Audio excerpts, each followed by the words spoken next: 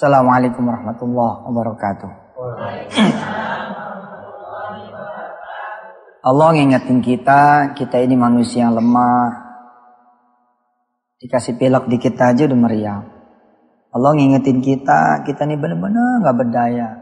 Makanya udah ngegantung sama yang maha. Dan Allah juga membesarkan hati kita semua. Bahwa Allah memiliki kun fayakun. Orang yang kanker stadium 4, yang dia pikir dia akan meninggal dunia, gak ketemu lagi obatnya. Gak, Allah bilang kun fayakunnya ada. Siapa tahu di situ, ya, ketika dia berharap dengan pengharapan yang betul-betul tulus, besar, yakin, banyak orang yang kemudian panjang umurnya. Ada orang-orang yang bilang gak mungkin lah saya bisa nikah, umur sudah 40-an. Subhanallah, malam menikah dan ngebut, umur 45 pada start 41 anak 3. Banyak, cerita ini banyak sekali. Rugi kita, rugi jika bertuhan Allah lalu kita nggak percaya bahwa Dia Maha Besar. Rugi. Yang bertuhan Allah tapi nggak percaya Dia Maha Kuasa. Assalamualaikum. Ada yang datang nih ya. Anginnya ada. Waalaikumsalam. Emang saya busway lewat ada anginnya. Lagi cerita kun fayakun. Itu ucapan pertama kali saya dengar kun fayakun ini dari ibu saya. Jadi waktu kecil, saya dimandiin, terus senantiasa dia ngelapin badan saya. Terus dia bilang begini ke saya, mudah-mudahan kamu nanti bisa pergi haji, bisa pergi umroh, bolak-balik ke Mekah, kayak ke depan pintu. Kapan aja kamu mau, kamu pergi. Zaman dulu nih. Gampang istilahnya gitu. Gampang. Kalau kamu mau keluar negeri, kayak ke pasar. Pasar itu samping pintu, jadi mudah juga. Lama-lama saya mikir, ini doa susah. Saya bilang, Bu, nggak mungkin nih doa yang gampang aja lah, jangan yang susah. Bu saya bilang gini, kalau Allah bilang kun, fayakun. Allah bilang jadi.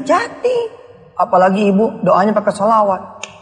Kalimat itu terus menerus saya tanam ya, saya pelihara. Akhirnya pada saat kemudian saya butuh kalimat itu, ternyata benar. It works. Dia betul-betul bekerja. Kun fayakun itu ada banget.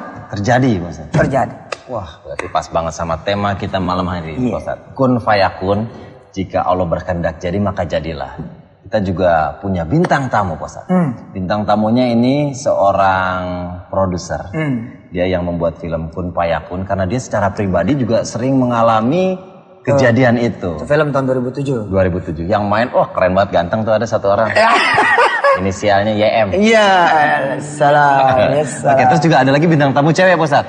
Nanti kita akan undang seorang bintang tamu yang sempat divonis sudah meninggal dunia. Nah, kan? Tapi hatinya yakin kalau semuanya bisa baik-baik aja. Arwahnya kesini yang datang. Enggak, orangnya sehat ternyata, sehat. Ntar kita akan undang. Kita undang yang pertama dulu, Pak Ustadz. Siap, Haji Doni ya? Iya, Bapak Haji Doni. Penonton pengen tahu tuh, kun fayakun apa yang pernah terjadi dalam hidupnya ente? Saking banyaknya kun fayakun yang terjadi, saya sampai lupa yang mana yang mesti diceritain. Saking banyaknya, bukan lupa, bingung. Nah, sebelum ngejawab itu, Pak Ustadz, kita pengen tahu nih kan, apa sih yang melatar belakangi Pak Haji Doni ini bikin film Kun Fayakun? Apa berdasarkan pengalaman-pengalaman yang pernah terjadi atau ada apa? Dari kecil itu kepengen bikin film. Udah gede, kemudian ketemu oleh seorang ustadz gitu, diberikan sebuah ide bagaimana beliau berdakwah, tapi langsung pencet tombol seluruh Indonesia nonton. Baik pemirsa, jangan kemana-mana. Jika Allah berkehendak jadi maka jadilah, seperti film yang dibuat oleh Bapak Haji Doni dan buku yang dibuat oleh Bapak Ustadz Kun Fayakun. Kun Fayakun bukunya juga. Subhanallah. Kita lanjutin ngobrol sama Mas Doni. Mas, gimana Mas? Kejadian apa yang sampai sekarang masih membekas, yang berhubungan sama awalnya ragu, ternyata benar. Kalau kita punya keyakinan maka bisa terjadi. Ada kejadian yang pernah nggak kita memberangkatkan haji orang tua gitu ya, dalam waktu 3 hari. Nah, 3 hari? Ngomong 3 hari jadi. Ngomong 3 hari jadi. Subhanallah. Beliau kan kadang ceramah di mana-mana begitu ya. Coba jemaah yang mau ibu sama bapaknya belum berangkat haji tunjuk tangan katanya gitu kan. Saya dengar itu. Sampai rumah katanya cium tangan bapak atau ibu, bilang sama dia, Ma atau Babe doain tahun depan katanya. Insya Allah mau berangkat haji. Kata beliau, orang tua kita pasti jawab, iya tong gue doain, walaupun gue tahu lu bohong katanya gitu kan. Dan itu kejadian sama saya. Ketika itu ibu saya sudah berangkat haji, ayah saya belum. Sekali waktu di depan guru ngaji, dia bilang, Doni, itu ada guru ngaji. Babe, kenapa? Doni mau berangkat haji kali gitu ya. Saya tahu itu nyindir saya gitu ya. Lalu kemudian saya cium tangannya dia, Babe mau berangkat haji, saya bilang. Ustadz itu saya tanya di depan dia, Ustadz, berangkat haji biayanya berapa? Kata si Ustadz, 35 juta dah.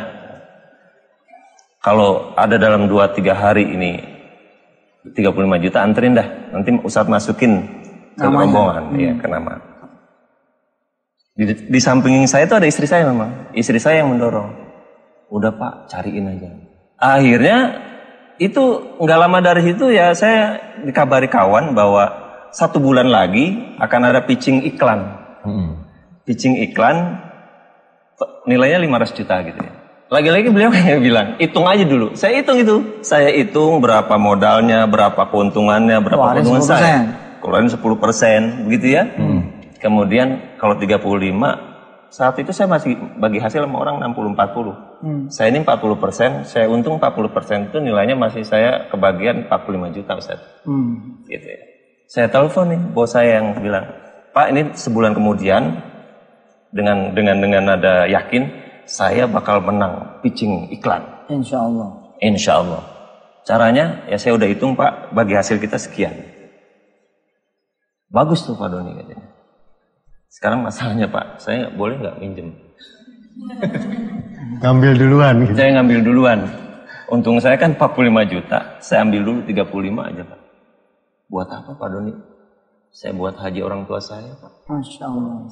Saat itu saya begitu. Saya buat haji orang tua saya. Kata rekan bisnis saya, wah nggak bisa Pak Doni. Kan belum tentu Pak Doni bisa dapat, gitu ya. Iya. Bisa Pak, saya yakin karena memang saya tahu betul itu apa yang dimauin klien itu. Saya bilang gitu kan. Akhirnya besok saya kasih kabar, dia bilang. Pas besoknya saya dikasih kabar, Pak Doni, kita setuju, silahkan ambil uangnya. Allah. Dikasih uang cash sama dia, saya antar ke ayah saya saat itu, sudah almarhum sekarang. Masya Allah. Hari itu saya antar juga ke guru ngaji saya. Hari itu juga. Hari itu juga di closing hari itu kita doa rame-rame. Dan 1 bulan kemudian kerjaan itu saya yang dapat. Bahwa jadi Benar, terjadi dan terjadi. Keyakinan awalnya. Keyakinan. Pak Ustadz. Proses. Nah, kita juga ada bintang tamu satu lagi Pak Ustadz. Yang udah divonis meninggal dunia, orang-orang di sekelilingnya selama 3 hari itu udah ngaji. Udah ngajiin. Dan sekarang sehat, bagaimana doa-doanya? Ini dia tamu kita, Rini S. Bonbon. Nah, mentang-mentang gede 2 biji tuh Bang. Lebar banget. iya, aduh, Teh Rini, apa kabar? Baik Bang Nini. Alhamdulillah. Sehat, kayaknya sehat banget. Sehat Alhamdulillah Pak Ustaz. Alhamdulillah. Subhanallah. Gimana cerita udah di ngajiin sama orang? Jadi malu kita ceritanya. Sebenarnya sih gini, memang Rini kan punya penyakit yang memang orang bilang diabetes akut. Oh, diabetes gula. Diabetes akut gula. Ya pada saat itu Rini mungkin memang udah, sebenarnya sih soalnya cuma sepele, pulang syuting, lecet, ditusuk pakai peniti, yang akhirnya merambat jadi gangren. Oh, apa gangren? Gangren istilahnya kalau kedokteran bilang itu penanahan di dalam kaki yang tidak bisa keluar seperti orang normal. Waktu itu yang ketusuk daerah jempol kaki. Kayak cantengan gitu modelnya. Bukan kayak cantengan Pak Ustadz, jadi kayak kalau orang kena kesulut rokok, air gitu. Jadi ditusuk iseng itu. Memang pada saat itu memang udah istilahnya putus asa ke dokter karena udah berapa kali masuk rumah sakit, malah disuruh amputasi. Dipotong kakinya karena takutnya merambat. Tadi masuk rumah sakit Bu segini doang mau dipotong, takut merambat sampai segini Pak Ustadz, sepangkal paha. Nah udah deh teman-teman pada ngusulin deh, nggak apa-apa deh katanya dioperasi. Katanya kalau mati juga yang dibawa bukan kakinya, katanya dia gitu. Iya, amal ibadahnya. Tapi kan kalau kita lahir dalam keadaan utuh kan kita kepengennya utuh nih Pak Ustadz. Kalaupun Allah ambil, insya Allah pengen diambilnya dalam keadaan utuh. Betul. Tapi ini yang sekarang ini pernah kena diabetes akut, pengen dibuntungin segini jadi segini. Sekarang ada di depan mata sehat. Alhamdulillah. Amin. Dan awalnya dipakai itu. Cuman peniti. Masalahnya cuma gara-gara peniti. Saya takutnya pas cus yang ini bukan yang keluar nama meledaknya dur gitu. Kayak balon. Kita cerita lagi deh. Kita pengen denger juga doa apa yang dipanjatkan sama Ter ini dalam masa-masa perjuangan penyembuhan sakitnya. Tetap di chatting dengan ya. Gitu Pak Ustadz ya. Dan di urusan apa aja. Urusan kerjaan gitu ya. Ada sedikit sih. Wah, coba Pak Ustadz. Jadi ini orang lain aja percaya ya. Mau kemana Pak Ustadz? Sinirin. Situ. Kirain mau pulang. Nih pemirsa, ya. There is America. Ada keajaiban. If you believe. If you believe. Ada keajaiban jika kamu itu percaya. Maria Mansur. Kata Maria Carey begitu. Ya apalagi kata Allah kan yang pemilik keajaiban. Lihat tuh pemirsa, ada hope. Oke. Ada belief. The miracle comes. Yakinin nanti keajaiban itu datang. Apalagi kita yang punya Allah. Allah pemilik segala keajaiban. Allah pemilik segala miracle yang kita butuhin. Subhan. Itu kata Maria Mansur. Sekarang saya baru tahu ternyata Maria Carey saudara anak. Waktu itu di saat teman-teman kerabat saudara udah pada ngaji, pas sadar di mana itu orang-orang di sekitar? Ya kagak tahu kan lagi kagak sadar tanya. Iya kan saya nanya pas sadar. Ya kagak tahu kan diceritain doang. Oh diceritain doang. Kamu jangan kaget. Ini saya curiga penyakitnya bukan kolesterol, darah tinggi. Enggak, saya baca ginian diomelin. Coba dicek up lagi deh. Ujung-ujungnya pasti begitu tuh dari kolesterol dulu. Oh kolesterol dulu ya. Nah enggak pas sadar. Ya ada doa yang bagus tuh. Keyakinan beliau coba tuh. Sebenarnya gini ya. Kalau Rini teramat yakin dengan kekuatan doa Pak Ustadz. Allah. Dalam arti gini, ketika keadaan udah di ruang ICU, waktu itu Rini kan sempat stroke. Jadi nggak bisa mengangkat tangan untuk sholat. Jadi dengan mengedipkan mata saya cuma minta satu doa saya kepada Allah. Saya cuma minta, ya Allah, kalau kau mau memanjangkan umur aku cuma minta tunjukkan mukjizatmu. Tapi kalau kau mau ambil umur aku sudah ikhlas. Karena aku tidak mau menyusahkan yang hidup. Dalam arti waktu itu masih ada ayah, masih ada ibu yang istilahnya udah tua gitu kan. Nggak mungkin aku masa dalam kondisi begini harus mereka yang mengurus aku gitu. Sampai hari ini alhamdulillah aku masih berada di sini. Itu yang disebut dengan doa sekedipan mata ya. Iya, karena saya kan nggak bisa ngangkat tangan, nggak apa. Jadi saya sholatnya itu aja Pak Ustadz. Sholatnya dengan mengedipkan mata karena andai pun saya waktu itu hidup juga udah tidak bisa bergerak kok. Semuanya mati udah. Cuman yang bisa pada saat itu untuk sholat adalah mata kan. Kan katanya kalau nggak bisa berdiri bisa berbaring, ya kan? Bisa duduk, bisa berbaring. Kalau nggak bisa berbaring ngedipin mata nggak bisa semuanya disolatin katanya gitu. Ntar kita akan dengar dari Ter ini tentang di saat mukjizat itu datang, bagaimana proses penyembuhannya sedikit demi sedikit sampai seperti sekarang. Juga boleh. Pak Doni punya kisah tentang di saat dia pengen belanja. Uangnya itu akhirnya dijadiin untuk membelikan sesuatu untuk orang tuanya. Keajaiban terjadi juga. Nanti tetap di chatting dengan ya. Ya Pak Ustadz. Ada Bon Jovi itu. Bon Jovi, band. Kaitannya sama kita punya lagunya bagus. Yang tahu nggak? Judulnya Keep the Faith. Keep the Faith. Wah, Ustadz tahu. Artinya selalu berjuang. Percaya, pelihara. Keyakinan, percaya. Harus coba. Itu enak lagunya Bos. Oke, di filmnya Pak Doni juga nih ada salah satu scene, yaitu scene penjual kaca. Yang di saat setiap melihat adegan ini, kalau lagi nonton, Pak Doni selalu menangis Bos. Iya benar, bukan dia aja. Aneh begitu. Subhanallah. Kenapa tuh Pak Doni? Ya Doni aja. Ya itu juga menurut saya itu kun fayakun ya Ustaz. Karena itu ceritanya bukunya dari buku beliau. Penulisnya bukan saya. Iya. Tapi begitu jadi film, kenapa jadi kisah saya? Artinya sama seperti saya ketika masih ngontrak rumah begitu. Ya, kerjaan saya setiap malam itu bikin banyak proposal. Saya ini kan dulu bos, Ustaz. Bekas orang susah. Kirain. Kena deh. Banyak jebakan di sini ya.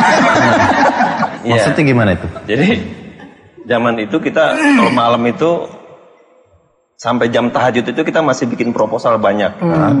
Nah besok kita dagangin the proposal.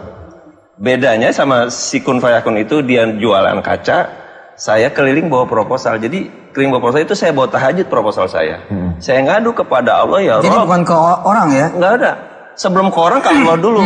Rob, besok ini saya mau ke si A, si B, si C, si D. Jadikan ini menjadi jalan rezeki buat keluarga saya. Gitu. Nah kalau di penjual kaca itu adegannya gimana? Adegannya itu kan dia pulang nggak laku-laku kacanya. Istrinya itu mau minjem duit, kata dia nggak usah minjem duit kan kita masih punya tahajud ntar malam. Ntar ini bapak bawa dia tahajud, bapak minta sama Allah supaya ini aja besok laku. Gitu. Sama sekali dengan kejadian waktu saya sedang. Dan kita nggak memanjakan ala Hollywood karena memang cara kerja Allah tuh kadang-kadang kita benar-benar diuji gitu sampai kita tuh akhirnya yaudahlah terserah Allah lah. Kaca andilala gitu ya, kaca yang diharapin laku malah pecah. Karena tawuran. Udah ditawar lagi. Hidup kita begitu tuh. Kalau Teh Rini, di saat itu Teh, mukjizat itu datang sedikit demi sedikit, perubahan yang Teh Rini rasain apa? Tapi tetap usaha juga ya? Tetap usaha, ya usahanya banyak. Karena banyak orang juga yang datang ke rumah bertanya, sebenarnya sembuhnya dari sama berobat caranya gimana sih apa ya, gitu kan? Kalau ini baliknya bahwa saya sembuh karena Allah, tapi usaha saya banyak. Termasuk doa, termasuk ke dokter, termasuk pengobatan alternatif, termasuk ditotok Cina dan sebagainya. Tapi kekuatan doa itu yang membuat saya yakin sampai hari ini. Boleh nggak cerita Pak Ustadz? Boleh. Pada saat saya pernah ngalamin ketika waktu itu udah habis-habisan masalah biaya, jadi saya mau nge-DP lagi karena diminta harus nge-DP-in uang itunya lagi Pak Ustadz yang berjalannya kita masuk rumah sakit. Saya sempat cuman sholat duha Pak Ustadz. Pada saat itu saya tidak bisa lagi untuk men-DP karena tabungan saya sudah habis terkuras waktu di ruang ICU. Saya sholat duha, pada saat itu saya minta kepada Allah, saya tidak tahu itu rezeki datangnya dari mana. Tiba-tiba ada orang datang bawa sekotak gini Bu. Saya pikir itu tempat pensil. Nggak tahu ya? Uang. Sampai saya lempar itu, saya saking kagetnya gitu, saya lempar. Tapi saya yakin dengan kekuatan doa, saya sempat doa, sholat duha pagi-pagi itu. Begitu habis sholat duha, ini kejadian benar-benar saya ditelepon oleh salah satu pusat perfilman lah istilahnya seperti itu. Langsung saya didatengin, boleh nggak hari ini saya besuk. Tapi ini bukan jam besuk, saya bilang. Sebentar aja hari ini, cuman saya pengen kasih sesuatu gitu. Ya itulah, kalau mau terjadi ketika kita sudah tidak punya kemampuan apa-apa, ternyata Allah memberi rezeki dari tempat yang nggak pernah kita duga. Oh iya rezeki. Dan jamaahnya? Ya, ada pertanyaan. Nah, boleh nih. Silakan kalau ada yang mau nanya. Asal jangan nanya toilet di mana ya. Silakan dengan. Assalamualaikum warahmatullahi wabarakatuh. Assalamualaikum warahmatullahi wabarakatuh. Saya nama Ratu Nurul dari Majelis Taklim Muslimat Kalideres. Saya mau menanyakan, apakah kun fayakun atau takdir itu bisa dirubah? Oke. Itu aja Ustaz. Siap. Nanti akan dijawab sama Pak Ustadz. Jangan kemana, tetap di chatting dengan dia. Baik, pemirsa yang dirahmati Allah, ini jawaban sedikit, mudah-mudahan ini bisa memberi gambaran. Jadi takdir itu namanya ukuran. Takdir itu ukuran. Maaf ya, tukang beca. Maaf. Ukuran tukang beca, anaknya bisa kuliah di Australia. Ukuran. Enggak. Pakai logika Enggak bisa. Jangan kata Australia, kira-kira begitu. Dia ngulain anak di Indonesia aja sulit. Ukuran. Bapaknya miskin, anaknya miskin enggak? Ukuran. Miskin. Bapaknya kaya, anaknya seneng enggak? Senang. Mestinya. Iya. Tapi bisa terbulak-balik nih. Kalau bapaknya jenderal, kira-kira anaknya bisa sekolah di Australia enggak? Bisa. Ternyata masih bisa yang lain. Ukuran-ukuran ini kalau kerja kira-kira bakal dapat gaji nggak? Kalau gajian kira-kira bisa pulang bawa duit nggak? Itu ukuran. Ukuran tuh. Namanya ukuran masih ada sana, masih ada kiri. Masih ada kanan, masih ada kiri. Nah, ukuran itu kemudian ketika berjalan benar-benar si tukang beca tidak bisa nyekolahin anaknya ke Australia, itu namanya kodok. Takdir, ini kodok. Lihat tangan saya nih. Takdir, ini kodok. Selama masih jadi ukuran, belum jadi sesuatu, kita masih ada di tengah-tengahnya, namanya ikhtiar. Kenapa? Karena di tengah-tengah ini ada yang namanya iradah, kehendak Allah. Ya macam-macam. Biar bapak lo kaya, kalau Allah bilang nggak ada harta bapak lo yang bisa lo makan, ini nggak jadi kodok. Paham ya? Biar lo udah terima bayaran, tapi Allah bilang lo nggak bakalan bisa nikmatin duit lo, duit bayaran lo, nggak bisa nih jadi kodok. Pokoknya gue cerai lo ntar, gue cerai lo masih takdir, masih kodar. Orang nyebut takdir tuh menjadi sebuah terminal, padahal bukan. Ini masih di sini kalau bicara takdir. Manakala terjadi benar-benar perceraian, itu namanya kodok. Besok gue bakal sita rumah lo. Itu masih besok bos. Ngomongnya jam berapa? Ngomongnya ternyata jam 5 sore. Masih besok kan? Kejar aja dulu nih iroda Allah Subhanahu Wa Taala. Kodok. Begitu besok ternyata tetap disita, itu kodok namanya. Di sini ada tawakal, ada pasrah, apa segala macam sih. Nah hebatnya kodok pun bisa jadi takdir lagi. Contoh, begitu disita, takdirnya dia punya rumah nggak? Nggak. Nah kan jadi baru lagi nih. Yeah. Kalau bener-bener dia bener nggak punya rumah, kodoknya emang nggak punya rumah, terus aja berubah gitu. Karena itu sebenarnya semua orang yang masih hidup belum nyampe the end. Orang yang masih hidup terus aja dia akan bergulir. Terus bergulir. Kalau kapan sih takdir udah selesai? Hatta saya bilang, udah mati pun takdir masih terus jalan. Contoh, ternyata takdir Allah Subhanahu Wa Taala ada seorang ayah matinya di atas perempuan pelacur. Kira-kira takdirnya neraka nggak? Mati di pusernya pelacur. Tapi masya Allah takdirnya terus jalan. Ternyata dinyimpen satu anak yang saleh, yang sholat malam. Didoain terus bapaknya, dia ingat peristiwa bapaknya itu meninggal kayak apa. Dia ditakdirkan oleh Allah menjadi kiai besar, menjadi ulama besar. Gara-gara itu kemudian begitu anak ini meninggal, disambut sama orang tua di depan jannah, depan surga. Seorang perempuan yang meninggal dalam keadaan dia tahajud, takdirnya masuk surga nggak? Surga ya? Yeah. La ilaha illallah Muhammadur Rasulullah. Ternyata misalkan dia melupakan anaknya. Dia asik aja dengan ibadahnya, asik aja dengan sholat malamnya, dilupa ngedidik anaknya. Anaknya lewat sana lewat sini. Rasul cerita. Ternyata begitu di akhirat anaknya nuntut, saya masuk neraka, emak saya nggak pernah ngajarin. Jadi kapan sih takdir sebenarnya selesai? In the end of hisab, di akhir hisab baru selesai. Makanya kan Allah bilang, udah mati juga belum selesai urusan. Hati-hati gitu.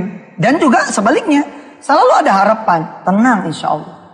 Karena terus akan bergulir. Ini sebelum ditutup nih ya, sebelum ditutup. Ada seorang yang meninggal dunia di umur 77 tahun. Dan semua bersaksi, orang ini meninggal dalam keadaan saleh. Dalam keadaan dia jalan ke masjid meninggalnya. Padahal itulah tahun dimana dia baru saja ke Allah Subhanahu Wa Taala. Apa pasalnya? Kok bisa begitu? Ternyata ada seorang ibu yang doanya tiada henti. Sampai ibunya itu meninggal di usia 53 tahun. 53 tahun, anaknya masih muda saat itu. Dan benar-benar bajingan, terus bajingan. Tapi ternyata doanya tetap dijabah sama Allah.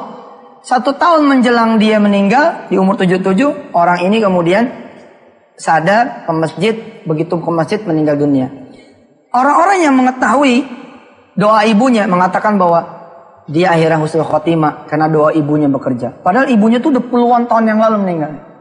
Maka ketika ada seorang istri bilang, suami saya mah kayaknya nggak bakal bisa berubah, takdir itu yang dipercaya sama dia, itu yang terjadi. Tapi kalau dia percaya, enggak lah suami saya insya Allah, pokoknya saya mau doain terus, subhanallah, alhamdulillah. Ada seorang suami yang bangkrut, bangkrut. Dan akhirnya berterima kasih sama istrinya.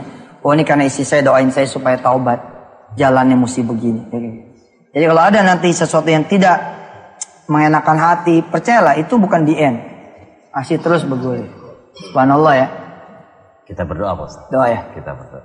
Pemirsa, jamaah yang dirahmati Allah, apapun yang menjadi doa saudara pada malam hari ini, kita harus percaya bahwa dia akan menghasilkan satu perbuatan baik, hasil yang baik.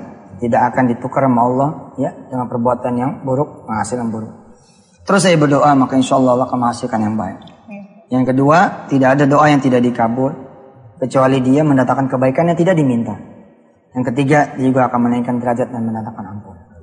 Bismillahirrahmanirrahim. Pemirsa silakan beristighfar 3 kali dan sholawat. Stop. Allahumma shalli ala sayyidina. Bismillahirrahmanirrahim. Ya Allah, jemaah yang pada saat ini berdoa ya Allah kepada betul-betul ada yang mengharapkan kun fayakun, keajaiban dari, tapi letakkan kesabaran juga di hati dan baik sangka di pikiran. Jangan sampai dia menyangkamu jahat ya Allah. Jangan sampai dia menyangkamu tidak mendengar. Jangan sampai dia menyangkamu tidak kuasa ya Allah. Jangan biarkan imannya diambil setan. Akhirnya dia memaki engkau bahkan. Mengutuk engkau ya Allah. Lalu meninggalkanmu dalam keadaan tidak lagi menjadi orang-orang yang beribadah. Meminta kepada selamatkan keyakinan kami ya Allah. Dengan kau hadirkan. Walaupun tidak ada keajaiban yang besar, keajaiban yang kecil dululah ya Allah. Hadirkan. Ya Allah, iman kami bukan iman para nabi. Imannya jamaah bukan iman para salafus saleh. Imannya jamaah, imannya kami semua bukan imannya para sahabat Rasulmu ya Allah. Yang begitu hebat. Dia bisa bersyukur di saat menderita, di saat kekurangan, di saat kelaparan. Iman kami adalah iman kami yang begitu lemah ya Allah. Jangan kau lama-lama meninggalkan kami dan kau biarkan kami mencari keajaiban tanpa tepi. Ya Allah ya Rabb, berikan secercah harapan buat mereka-mereka yang saat ini berdoa kepada Rabbana atim lana nurana waghfir lana innaka ala kulli syai'in qadir. Ya Allah, kabulkan doa kami. Jadikan hati kami bersabar dan bersyukur. Bikin pikiran kami baik sangka kepada Allahumma shalli wa sallim barik ala sayyidina Muhammad wa ala alihi alhamdulillah. Amin ya rabbal alamin. Pemirsa jangan lupa doain nih Ya. tentang impian kita. Amin. Pengen sedang proses take over dan jadiin hotel dan apartemen haji dan umroh pertama di Indonesia. Amin. Insyaallah. Tunggu nih nanti saya ajak Indonesia buat patungan. Insyaallah. Amin ya rabbal alamin. Makasih loh doanya. Oke, mudah-mudahan keajaiban juga selalu terjadi dalam kehidupan kita. Keajaiban yang baik terjadi dalam hidup kita seperti yang pernah dialami oleh Mas Doni. Terima kasih. Terini, terima kasih buat kisah. Ini lagi butuh keajaiban lain. Oh iya. Keajaiban jodoh. Amin. Amin. Ya lo doain nih. Doain Amin. Ustaz, amin. Pemirsa, kirimin nomor itunya. Nomor tapi foto. Buka pendaftaran teh? Rek, Rini spasi jodoh. Iya. Yes. Insyaallah ya, Amin. didoain. Insyaallah doain Mas. Amin ya rabbal alamin. Oke, saya Denny Cagur dan Bapak Ustadz Yusuf Mansur mohon pamit. Assalamualaikum warahmatullahi wabarakatuh. Waalaikumsalam.